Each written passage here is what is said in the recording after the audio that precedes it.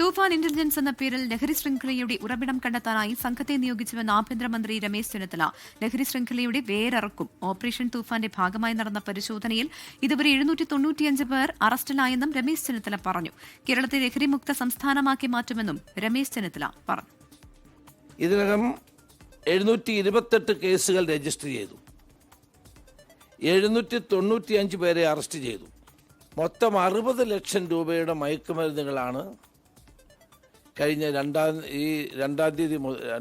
മൂന്നാം തീയതി മുതൽ പോലീസ് കണ്ടെടുത്തിട്ടുള്ളത്. നിരോധിത മയക്കുമരുന്നുകളുടെ ഉറവിടങ്ങൾ കണ്ടെത്തി അത് നശിപ്പിക്കാനുള്ള നടപടികളാണ് ഇപ്പോൾ ചെയ്തുകൊണ്ടിരിക്കുന്നത്. അലക്സ് റാം മുഹമ്മദ് തിരുവനന്തപുരത്ത് നിന്ന് വിവരങ്ങളുമായി ചേരുകയാണ്. അലക്സ്, 24-ന്റെ തന്നെ ഒരു ഇനീഷ്യേറ്റീവ് ഉണ്ടായിരുന്നു SKN40യുടെ ഭാഗമായി ലഹരിയുടെ വേരറക്കുക എന്നുള്ളത്. ഇപ്പോൾ പുതിയ സർക്കാർ അധികാരത്തിൽ വന്നപ്പോൾ ഓപ്പറേഷൻ തൂഫാൻ എന്ന പേരിൽ ലഹരി ശൃംഖലയെ കണ്ടെത്താനും അവരുടെ ഉറവിടം നശിപ്പിക്കാനുമായിട്ടുള്ള ആ ഒരു നിർദ്ദേശം ഇപ്പോൾ ആഭ്യന്തരമന്ത്രി നൽകുകയായിരുന്നു. ഇന്നിപ്പോൾ ലഹരി ശൃംഖലയുടെ വേരറക്കുമെന്നത് ഉൾപ്പെടെ ഓപ്പറേഷൻ തൂഫാന്റെ ഭാഗമായി 795 പേർ അറസ്റ്റിലായെന്നുള്ള വിവരം കൂടി രമേശ് ചെന്നിത്തല പങ്കുവച്ചുവല്ലോ. എങ്ങനെയാണ് കൂടുതൽ വിവരങ്ങൾ?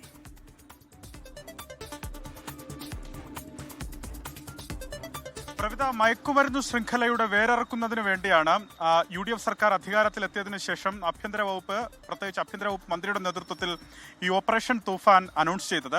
2-ാം തീയതിയാണ് പദ്ധതി പ്രഖ്യാപിച്ചത്. 2-ാം തീയതിക്ക് ശേഷം ഈ ദിവസങ്ങളിലൊക്കെ സംസ്ഥാനത്തിന്റെ വിവിധ ഇടങ്ങളിൽ പോലീസിന്റെയും എക്സൈസിന്റെയും ഒക്കെ സംയുക്ത പരിശോധന ഇതുമായി ബന്ധപ്പെട്ട് നടന്നു വരികയാണ്. അതുമായി ബന്ധപ്പെട്ട കാര്യങ്ങളാണ് അദ്ദേഹം വ്യക്തമാക്കിയത്. ഏറ്റവും പ്രധാനം, ഇതിൽ 728 കേസുകൾ ഇതിനോടകം രജിസ്റ്റർ ചെയ്തിട്ടുണ്ട്. 795 പേരുടെ അറസ്റ്റ് രേഖപ്പെടുത്തിയിട്ടുണ്ട്. 695 ഗ്രാം MDMA പലയിടങ്ങളിൽ നിന്നായി പിടിച്ചെടുത്തു. ഏതാണ്ട് 49 കിലോ കഞ്ചാവ്, 0.136 കിലോ ഹാഷിഷ് ഓയിൽ, 480 കഞ്ചാവ് ബീഡി അടക്കം ഏതാണ്ട് 60 ലക്ഷം രൂപയുടെ മയക്കുമരുന്ന് ഇതിനോടകം പിടിച്ചെടുത്തതായി ആഭ്യന്തരമന്ത്രി രമേശ് ചെന്നിത്തല വ്യക്തമാക്കുന്നുണ്ട്. ഒപ്പം അന്താരാഷ്ട്ര മയക്കുമരുന്ന് സംഘത്തിലെ 2 പ്രധാനപ്പെട്ട കണ്ണികളെ കേരള പോലീസിന് ഇതുമായി ബന്ധപ്പെട്ട് പിടികൂടാനായി എന്നുകൂടി അദ്ദേഹം വ്യക്തമാക്കുന്നുണ്ട്. പന്തളത്ത് രജിസ്റ്റർ ചെയ്ത കേസിൽ നൈജീരിയൻ പൗരൻ സാമുവൽ ക്ലഫ്സൺ ഒക്കോഫോർ, ഇയാളെ ഡൽഹിയിൽ നിന്നാണ് കേരള പോലീസ് പിടികൂടിയത്.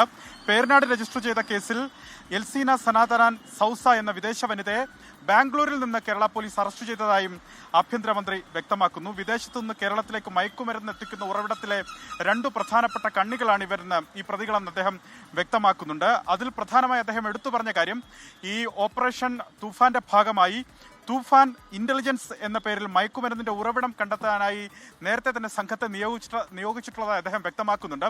അവരുടെ പ്രവർത്തനം കൂടുതൽ ശക്തിപ്പെടുത്തുമെന്നുള്ളതാണ് അദ്ദേഹം വ്യക്തമാക്കുന്നത്. അതായത് മയക്കുമരുന്നിന്റെ ഉറവിടം കണ്ടെത്തുന്നതിനുള്ള ഇടപെടൽ കൂടുതൽ ശക്തമാക്കുമെന്ന് ആഭ്യന്തരമന്ത്രി വ്യക്തമാക്കിയിട്ടുണ്ട്. ഇതുമായി ബന്ധപ്പെട്ട് പൊതുജനങ്ങൾക്ക് രഹസ്യ വിവരങ്ങൾ കൈമാറാം എന്നുകൂടി അദ്ദേഹം വ്യക്തമാക്കുന്നു. അതിന് 3 നമ്പറുകൾ സർക്കാർ പരസ്യപ്പെടുത്തിയിട്ടുണ്ട്.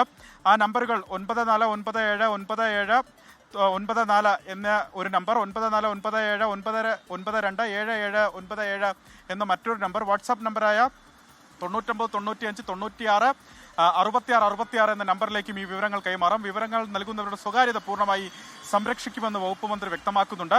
മറ്റൊരു പ്രധാനപ്പെട്ട അദ്ദേഹം പറഞ്ഞത്, സ്കൂളുകളുടെ, അതായത് വിദ്യാഭ്യാസ സ്ഥാപനങ്ങളുടെ മുമ്പിൽ ഈ പുകയില ഉൽപ്പന്നങ്ങൾ, നിരോധിത ലഹരി ഉൽപ്പന്നങ്ങൾ വിൽക്കുന്നത് സാധാരണയാണ്. പക്ഷേ ഇനി അത് അനുവദിക്കാനാകില്ല എന്ന് അദ്ദേഹം വ്യക്തമാക്കുന്നുണ്ട്.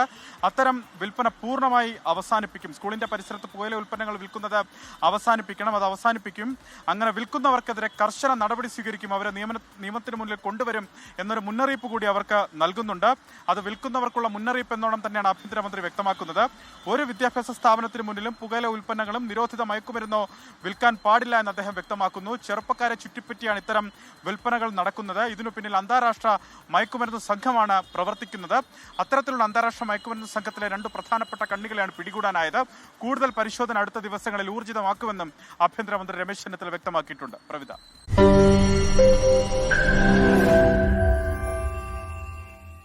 ലോകത്തെവിടെയായാലും ഏത് സമയത്തും 24 വാർത്തകളും ഓഗ്മെന്റഡ് റിയാലിറ്റി പാക്കേജുകളും എക്സ്പ്ലെയിനറുകളും വിശദമായി കാണാൻ ഞങ്ങളുടെ YouTube ചാനൽ നിങ്ങൾക്ക് സബ്സ്ക്രൈബ് ചെയ്യാം.